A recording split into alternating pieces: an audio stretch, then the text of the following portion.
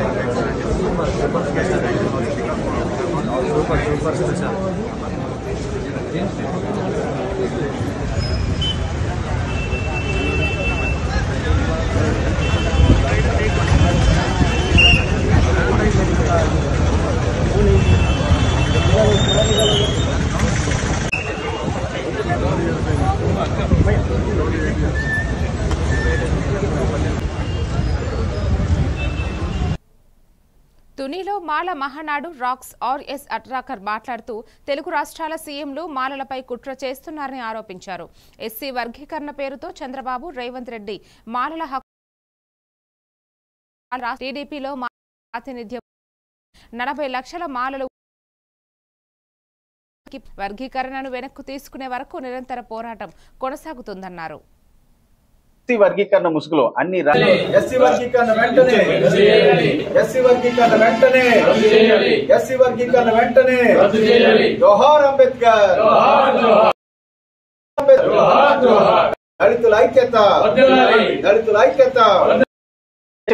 SC వర్గీకరణ ముసుగులో అన్ని రాజకీయ పార్టీలు కలిసి దళితుల ఐక్యతపై కుట్ర చేస్తా ఉన్నాయి. ఈ కుట్రకు ప్రధాన కారకులు మరి మోడీ, బీజేపీ, చంద్రబాబు నాయుడు అని చెప్పేసి సందర్భంగా తెలియజేస్తా ఉన్నాను మిత్రులారా. ఎస్సీ వర్గీకరణ వల్ల కేవలం 100లో ముగ్గురికే బెనిఫిట్ జరుగుతూ ఉంది. ఈ దేశంలో ఎస్సీ లిస్టులో టోటల్ గా 1108 కులాలు ఉన్నాయి. తెలుగు రాష్ట్రాల్లో ఉన్నటువంటి 59 కులాలు ఉన్నాయి. రిజర్వేషన్ పెంచకుండా 100లో ముగ్గురికి ఇచ్చేటటువంటి ఈ సీట్లను తెలుగు రాష్ట్రాల ముఖ్యమంత్రి అయినటువంటి చంద్రబాబు నాయుడు, రేవంత్ రెడ్డి 59 కులాలకు పంచుతారట సమంగా. అలాగే దేశవ్యాప్తంగా మోడీ గారు అయితే 1108 ఎస్సీ కులాలకు 100లో ముగ్గురికి ఇచ్చి ఈ సీట్లను సమంగా పంచుతారంట. ఇదేమి ఎస్సీ వర్గీకరణ అని చెప్పేసి సందర్భంగా మోడీ గారిని, చంద్రబాబు నాయుడిని ప్రశ్నిస్తా ఉన్నాను. అలాగే ఎస్సీ వర్గీకరణ ఎట్టి పరిస్థితుల్లో ఒప్పుకునే ప్రసక్తి లేదు. ఈ రోజున తెలుగు రాష్ట్ర వర్గీకరణ ఏదైతే ఉందో ఇది మాత్రమే వెనక్కి తీసుకునేంత వరకు కూడా పోరాటం కొనసాగుతుందని చెప్పేసి. చిత్తూరు జిల్లా పుంగనూరు శ్రీ కాశీ విశ్వేశ్వర స్వామి ఆలయంలో హిందూ జాగరణ కమిటీ శోభాయాత్ర గోడ పత్రికల ఆదివారం జరిగే విజయవంతం చేయాలని సభ్యులు ప్రజలకు పిలుపునిచ్చారు. త్రిమూర్తి రెడ్డి మాట్లాడుతూ ప్రతి ఒక్కరూ పాల్గొని కార్యక్రమాన్ని జయప్రదం చేయాలన్నారు. ఈ కార్యక్రమంలో పరమేష్, గంగాధర్, హరి, రవి, ధనుష్, వెంకటేష్ తదితరులు పాల్గొన్నారు. ఎంతో వీరాది వీరులు ఈ దేశాన్ని పరిపాలించారు. హిందుత్వమే ఉండింది కదా. అయితే శివాజీ మహారాజు పట్టాభిషక్తుడైనటువంటి రోజునే ఎందుకు శివాజీ మహారాజు ఈ చాలా దుర్భరంగా ఉండింది. 100ల సంవత్సరాలు విదేశీ దురాక్రమణదారుల పాలనలో మగ్గినటువంటి ఈ భరత భూమిలో జీవిస్తున్నటువంటి హైందవులు రకరకాల సమస్యలతో సతమతమవుతూ తమ సహజ గుణాన్ని కోల్పోయి ఈ దేశంలోనే హిందువులుగా బతకాలంటే పలు రకాలైనటువంటి శిస్తులను కడుతూ తమ రక్షణ కొరకు ఆ భగవత్ స్వరూపుడు ఎవరైనా రాకపోతాడా, ఈ హైందవ ధర్మాన్ని నిలపకపోతాడా అని వేచి చూస్తున్నప్పుడు జన్మించినటువంటి కారణ జన్ముడే ఛత్రపతి శివాజీ. ఈ హైందవుల్లో హైందవ చైతన్యాన్ని నింపుతూ, ఈ హైందవ స్ఫూర్తిని పెంపొందిస్తూ, ఈ హైందవుల సంరక్షణగా నిలబడినటువంటి గొప్ప వీరుడు శూరుడు. కాబట్టి ఆయన పట్టాభిషక్తుడైనటువంటి రోజుని హిందూ సామ్రాజ్య దినోత్సవంగా మనం నిర్వహించుకుంటున్నాం. ఈసారి కూడా మన పుంగనూరులో ఈ నెల 29వ తేదీ ఆదివారం 3 గంటలకి ఎన్ఎస్పేటలో నూతనంగా నిర్మిస్తున్నటువంటి అభయాంజనేయ స్వామి ఆలయం వద్ద నుండి శోభాయాత్ర శ్రీరామ్ పుంగనూరు పట్టణ మరియు పరిసర ప్రాంత హిందూ బంధువులందరికీ నమస్కారాలు తెలియజేసుకుంటున్నాం. గత 13 సంవత్సరాలుగా హిందూ జాగరణ సమితి ఆధ్వర్యంలో శ్రీ శ్రీ ఛత్రపతి శివాజీ మహారాజ్ పట్టాభిషిక్తుడైన పర్వదినాన్ని ఎంతో ఘనంగా మనం శోభయాత్రగా నిర్వహించుకుంటున్నాం. ఇస్వి గ్రామానికి చెందిన భీమ లింగారెడ్డి, హేమ దంపతుల కుమారులు జ్ఞానేష్ రెడ్డి 6వ తరగతి, గిరీష్ రెడ్డి సైనిక్ స్కూల్ ఎంట్రన్స్ సీట్లు సాధించారు. వారి విజయాన్ని నవోదయ కోచింగ్ డైరెక్టర్ హరికృష్ణ అభినందించారు. ప్రతి విద్యార్థి ఆసక్తితో చదివితే విజయం సాధించవచ్చునని ఆయన అన్నారు. ఈ కార్యక్రమంలో అంబమ్మ, మల్లికార్జున, నరసింహ, ప్రతిభ, అనిత, రాజశేఖర్ తదితరులు పాల్గొన్నారు. ఉపాధ్యాయులు కూడా పిల్లల విజయాల కోసం నిరంతరం శ్రమిస్తూ వాళ్ళ నిలవడం వాళ్ళకు కూడా నేను హృదయపూర్వకంగా ధన్యవాదాలు తెలుపుతున్నా. అదేవిధంగా మన ఇన్స్టిట్యూట్లో మళ్ళీ తల్లిదండ్రుల సహకారంతో పిల్లలు జాయిన్ అయ్యి కూడా పిల్లలు ఈ సైనికులు సీట్లు సాధించడం కూడా చాలా గర్వంగా ఉంది. కాబట్టి హరి విద్యార్థులు అంటే చుట్టుపక్కల ఉన్న బడుగు బలహీన వర్గాలకి, గ్రామీణ ప్రాంత విద్యార్థులు అయితేనేమి, అలాంటి వారికి మన నవోదయ కోచింగ్ సెంటర్ ఎంతో ఉపయోగపడుతుంది. కాబట్టి తల్లిదండ్రులు గమనించి ఇట్లాంటి ఇన్స్టిట్యూట్లో జాయిన్ చేయించి పిల్లల భవిష్యత్తుకై మీరందరూ సహకరించాలని కోరుకుంటూ, నర్సీపట్నం మార్కెట్ కమిటీ నూతన పాలక వర్గం అట్టహాసంగా బాధ్యతలు స్వీకరించింది. Speaker Ayyanna Patrudu, DCCB chairman Tatarao ముఖ్య అతిథులుగా పాల్గొన్నారు. గణీర్ రెడ్డి వెంకటరమణ అధ్యక్షుడిగా, కన్నయ్య నాయుడు వైస్ చైర్మన్గా ప్రమాణం స్వీకారం చేశారు. స్పీకర్ మాట్లాడుతూ మార్కెట్ అభివృద్ధికి చర్యలు తీసుకోవాలని, కోల్డ్ స్టోరేజ్, రైతు బజార్ నిర్మాణం చేపట్టాలని సూచించారు. 20 మంది డైరెక్టర్లు ప్రమాణం చేశారు. శుభ్రంగా ఉండాలి. చూడ మార్చిపోయి గోడలు, కాయకూర రేకులు ఎంత తీసి పాడేయాలి. గోడ పడకూడదు, సునాలి తీసి పాడేమో గోడ తీసేస్తారు. ఎక్కడ కాలుతో నీకేది మొత్తం అన్ని కలర్ మొత్తం మంచి కలర్ వేసి యాడ్లోకి వచ్చినన్ని బ్రహ్మాండంగా కలవాలి. ఆ ఫ్రంట్ గోడ బాగలేదు, రోడ్ సైడ్ గోడ చూసాను నేను. ఆ గోడ కూడా రిపేర్ చేసి మొత్తం కలర్ అయ్యి, ఇటుపక్క గోడ పాడవాడు రోడ్ పక్కన గోడ అది కూడా స్పీడ్ మార్కెట్ యార్డ్లో కలెక్టర్ గారు కానీ ఎవరైనా ఆఫీసులు వస్తే బా ఏం బాగుందిరా మార్కెట్ యార్డ్ అనేది నిజంగా సూపర్ ఉండాలా. నీకు ఇప్పుడు క్లీనింగ్ కానీ ఎవరైనా కావాలంటే డిస్కస్ చేసి ప్లాన్ ఆఫ్ యాక్షన్ తీసుకొని అది ఒకటి చేయాలి. ఫస్ట్ సెకండ్ ఏంటంటే, నేను ఉన్నప్పుడు మినిస్టర్గా ఉన్నప్పుడు రైతులకి మట్టి పరిశోధన కేంద్రం ఇక్కడ పెట్టారు. ఇప్పుడు చూసారు వచ్చారు, పనిచేయలేదు. మట్టి పరిశోధన అంటే మీ పొలంలో మట్టి దేనికి పనికి వస్తుంది అది పరిశోధన చేసుకోవాలి. మీరు వరిపాటు పండదు, అక్కడ వరిపాటు పండితే కలుపుతారు, మీరు ఏం పడుతుంది అంటే మీ పొలంలో ఉన్న మట్టి, మీ పొలంలో ఉన్నాయి కదా దాంట్లో కొంత మట్టి తీసుకొచ్చి ఇక్కడ పరిశోధన చేస్తే ఆ మట్టి పరిశోధన చేసిన తర్వాత అక్కడ బీసీల విషయంలో కాంగ్రెస్, బీజేపీలు దొందేనని శాసనమండలి ప్రతిపక్ష నేత మధుసూదనాచారి మండిపడ్డారు. 6 నెలల్లో 42% రిజర్వేషన్లు ఇస్తామని బీసీలను మోసగించిన కాంగ్రెస్, బీసీలకు ప్రతి సంవత్సరం 20,000 కోట్లు కేటాయిస్తామని చెప్పి మాట తప్పిన బీజేపీపై తీవ్ర విమర్శలు చేశారు. బీసీలకు న్యాయం చేయడంలో ఈ 2 పార్టీలు విఫలమయ్యాయని ఆగ్రహం వ్యక్తం చేశారు. 25-26లో 50 లక్షల కోట్ల బడ్జెట్. మరి బీసీల పట్ల వీళ్ళ కేటాయింపులు చూస్తే మొన్న పెట్టినటువంటి బడ్జెట్లో 2-3 వేల కోట్లు. అంటే ఎంత దుర్మార్గం, ఎంత అమానుషం. ఇన్ని దాదాపు 147 కోట్ల ఈ దేశంలో 73-74 కోట్ల మంది ప్రజలు ఉన్నటువంటి బీసీలకు మనిషికో 10 పైసలు ఇచ్చినట్టున్నది వీళ్ళ కథ. ఇక వీళ్ళు మేము బీసీల ఉద్ధారకులం అని చెప్పి నమ్మి మోసపోవడానికి సిద్ధంగా లేవు. అంటే వెరసి అది కాంగ్రెస్ ప్రభుత్వం అయినా బీజేపీ ప్రభుత్వం అయినా బీసీల జీవితాల్లో మార్పు రాకూడదు, శాశ్వతంగా వాళ్ళు అదే స్థితిలో ఉండాలి. ఈ దేశ రాజ్యాధికారం అనుభవించే హక్కు మా హక్కు భుక్తం. ఈ దేశ సంపదను మేము నిస్సిగ్గుగా దోచుకున్న మమ్మల్ని ప్రశ్నించకూడదు అనేటువంటి దుర్మార్గంతో అటు కాంగ్రెస్ ఇటు బీజేపీ ప్రభుత్వాలు కొనసాగుతున్నాయి. కాబట్టి మరొక్కసారి రేవంత్ రెడ్డి గారిని హెచ్చరిస్తూ ఉన్నాం. ఒకవైపు ఇటువంటి దుర్మార్గానికి ఒడిగడుతూ మరొక వైపు ఈ చాలా అద్భుతమైనటువంటి డైలాగ్, ఆయన లాంటి పాలన ఈ రాష్ట్ర ప్రజలు ఎన్నడూ చూడలేదట. నిజమే, ఎన్నడూ చూడలేదు. ఇంత హింసించినటువంటి పాలనని గతంలో సమైక్య ఆంధ్రప్రదేశ్ ఉన్నప్పుడు కూడా తెలంగాణ ప్రజలు ఇబ్బందులు పడ్డట్టు. బీఆర్ఎస్ పాలనలో రాష్ట్ర అప్పు 75,000 కోట్ల నుంచి 8 లక్షల కోట్లకు పెరిగిందని మంత్రి జూపల్లి కృష్ణారావు తెలిపారు. ఆదిలాబాద్లో మాట్లాడిన ఆయన బీఆర్ఎస్ గ్లోబల్ ప్రచారం మాత్రమే చేస్తూ అభివృద్ధిని మర్చిపోయిందన్నారు. బీజేపీపై విమర్శలు చేస్తూ తెలంగాణకు తగిన నిధులు ఇవ్వడం లేదని ఆరోపించారు. సంక్షేమ పథకాలు కొనసాగుతుండగా ప్రభుత్వ పాలన పారదర్శకంగా సాగుతుందన్నారు. పర్యాటక అభివృద్ధికి చర్యలు తీసుకుంటామని పేర్కొన్నారు.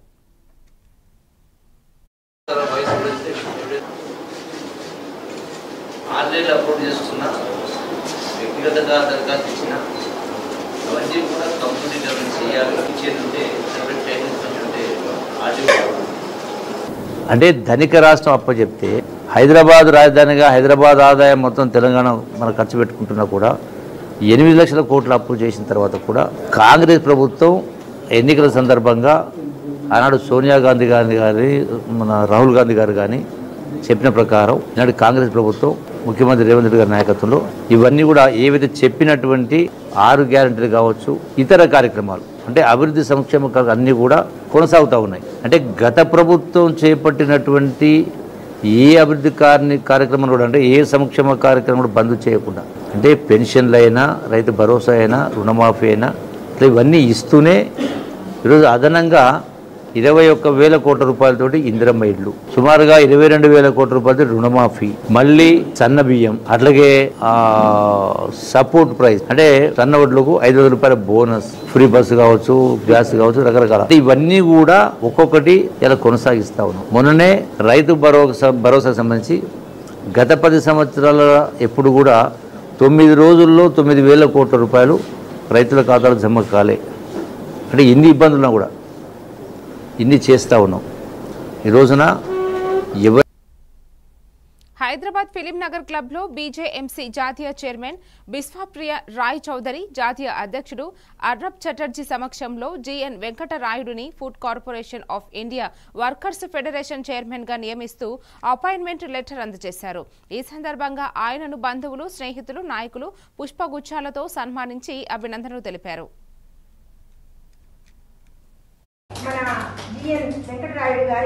ఈరోజు నేను నూతనంగా Telangana food corporation of India workers federation చైర్మన్గా ఎన్నుకోబడ్డాను. ఈ కార్యక్రమానికి ఇచ్చేసినటువంటి మన national state FCA workers federation chairman Shri Arnab Chatterjee గారికి, బిశ్వప్రియ రాయ్ చౌదరి గారికి మనస్ఫూర్తిగా కృతజ్ఞతలు తెలియజేసుకుంటున్నాను. అలాగే ఈ కార్యక్రమానికి ఇచ్చేసినటువంటి లీగల్ సెల్ అధ్యక్షుడు రాఘవేంద్ర గారికి, బీజేఎంసీ ప్రెసిడెంట్ నాగార్జున గారికి మనస్ఫూర్తిగా కృతజ్ఞతలు తెలియజేసుకుంటున్నాను. FCI food corporation of India workers federation అంటే యాక్చువల్గా కార్మికులకు మనం ఏం చేయగలం, ఏం చేస్తామనేది నేను మాటల్లో చెప్పడం కంటే చేతల్లో చేసి చూపిస్తాను. మన ఈ కార్మికులకి ESI, PF, organised labour, unorganised labour వీళ్ళందరికీ కూడా అన్ని సౌకర్యాలు, అలాగే నేషనల్ నుంచి ఏమైతే స్కీమ్స్ ఉన్నాయో ఆ స్కీమ్స్ అన్నీ కూడా వీళ్ళందరికీ వచ్చేలాగా నేను ప్రతి ఒక్కరితో మాట్లాడతాను. నమస్కారం అండి, నా పేరు రాఘవేంద్ర, నేను ప్రాక్టీసింగ్ అడ్వకేట్ని. ఈ రోజున చాలా సంతోషంగా ఉంది. నన్ను బీజేఎంసీ భారతీయ జనతా మజ్దూర్ సంఘ్ రాష్ట్ర కమిటీ తరఫు నుంచి లీగల్ సెల్ చైర్మన్గా నామినేట్ చేయడం జరిగింది. ఈ సందర్భంగా నేను చెప్పదలుచుకుంది ఏంటంటే, ఎవరైతే కార్మిక సంఘం అయితే బిఎంఎస్ ఉందో పాత పద్ధతి, అది ఇప్పుడు బీజేఎంఎస్ అయింది, ఎంసీ అయింది. ఈ సంఘానికి సంబంధించి రాష్ట్రం మొత్తంలో ఈ యొక్క బాధ్యతలు ఏవైతే ఉన్నాయో కార్మికులకి లయన్స్ చార్టెడ్ ప్రెసిడెంట్ ఆదిరెడ్డి గారు, లయన్స్ కెఎస్ఎం రాజు గారు,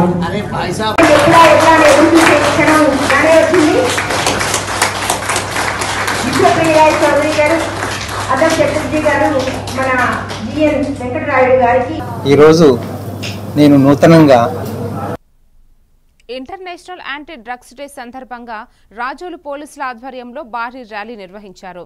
డ్రగ్స్ రహిత సమాజం లక్ష్యంగా పనిచేస్తున్నామని రాజోలు సిఐ నరేష్ కుమార్ తెలిపారు.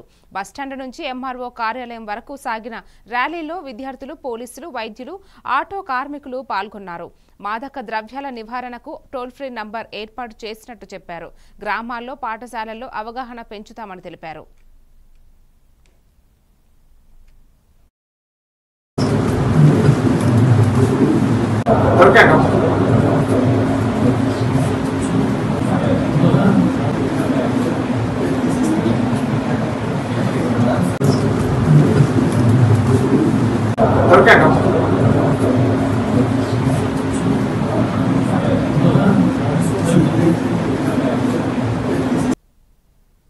కాంగ్రెస్ ఎన్నికల్లో బీసీలకు ఎన్నో హామీలు ఇచ్చి అధికారంలోకి వచ్చాక మోసం చేసింది. బీసీ బిల్లు గురించి కాంగ్రెస్ ఇండియా కూటమి భాగస్వామ్య పక్షాలతో కూడా చర్చించలేదు. కేంద్ర ప్రభుత్వంపై ఒత్తిడి పెంచేందుకు మేము సహకరిస్తామనుకున్నా కాంగ్రెస్ ముందుకు రాలేదు. రాష్ట్ర స్థాయిలో బీసీలకు ఒక విద్య, ఉద్యోగాల 42% రిజర్వేషన్లు కూడా అమలు చేయడం లేదు. ఇది బీసీల ప్రజల ఆశలను మర్చిపోయినట్లే అని ఎంపీ వద్దిరాజు రవిచంద్ర అన్నారు. చేస్తున్నాం. బీసీలకు కూడా కామారెడ్డి డిక్లరేషన్ ద్వారా 42% రిజర్వేషన్లు అమలు చేస్తామని ప్రకటించుకొని బీసీల ఓట్ల ద్వారా ప్రభుత్వంలోకి వచ్చినటువంటి ప్రభుత్వానికి మేము గుర్తు చేస్తున్నాం. మా బీసీలను మర్చిపోయారు, ఓట్లు వేయించుకునే వరకే ప్రక్రియ వదిలేసి 42% రిజర్వేషన్లను ఇప్పుడు స్థానిక సంస్థల ఎన్నికల్లో రిజర్వేషన్లు అసెంబ్లీలో బిల్లు పెట్టారు, ఢిల్లీ తీసుకెళ్లారు. ఢిల్లీలో కొట్లాడాల్సిన విధంగా కొట్లాడడం లేదనేది మా భావన. ఎందుకంటే 100 మంది పార్లమెంట్ మెంబర్లు ఉన్నటువంటి కాంగ్రెస్ పార్టీ ఇండియా కూటమిలో మిగతా వాళ్ళందరితో చర్చించుకొని వాళ్ళకు ఉన్నటువంటి కూటమి ద్వారా పార్లమెంట్లో బిల్లు పెట్టే ప్రక్రియ చేయకుండా అక్కడ నిర్లక్ష్యం చేస్తుందనేది మా బీఆర్ఎస్ పార్టీ భావన. దాన్ని ఖచ్చితంగా కూడా ఇక్కడ ఉన్నటువంటి అఖిలపక్షాన్ని అందరినీ పిలిచి తీసుకెళ్లి ఢిల్లీలో కూర్చోబెట్టి మమ్మల్ని అందరినీ కూడా తీసుకెళ్తే మేము రావడానికి సిద్ధంగా ఉన్నాం. బీసీ సోదరులందరం కూడా వచ్చి తెలంగాణలో ఖచ్చితంగా మీరు ఇచ్చినటువంటి హామీని నిలబెట్టమని మేము నిలదీయడానికి ఖచ్చితంగా బీఆర్ఎస్ పార్టీ ప్రతిపక్ష పాత్రలో పోరాటానికి సిద్ధంగా ఉన్నాం. 42% హామీ ఇచ్చి ఢిల్లీ పంపించేసి కూర్చోవడం కాకుండా ఇప్పుడు స్థానిక సంస్థలు వస్తున్నటువంటి దాంట్లో 42% అమలు చేయాలి. దాన్ని విద్యా ఉద్యోగాలలో కూడా మీ చేతిలో ఉన్నటువంటిది ప్రక్రియ ఇక్కడ చేయకుండా ఎలక్షన్ పోవడం సమంజసం కాదు అనేది మేము ఖచ్చితంగా భావిస్తున్నాం. సోదరి మనలందరూ కూడా గుర్తుపెట్టుకోవాలి, ఇది రైట్ టైం. స్థానిక సంస్థల్లో ఇప్పుడు కనుక వాళ్ళు చేయకపోతే ఎప్పుడు చేయరు. కాబట్టి ఇప్పుడు నిలదీయాలని చెప్పేసి అందరం గట్టిగా కోరుకోవడమే కాకుండా విద్యా ఉద్యోగాల్లో మీ చేతులు ఉన్న అవకాశాలు ఇవ్వండి. రిజర్వేషన్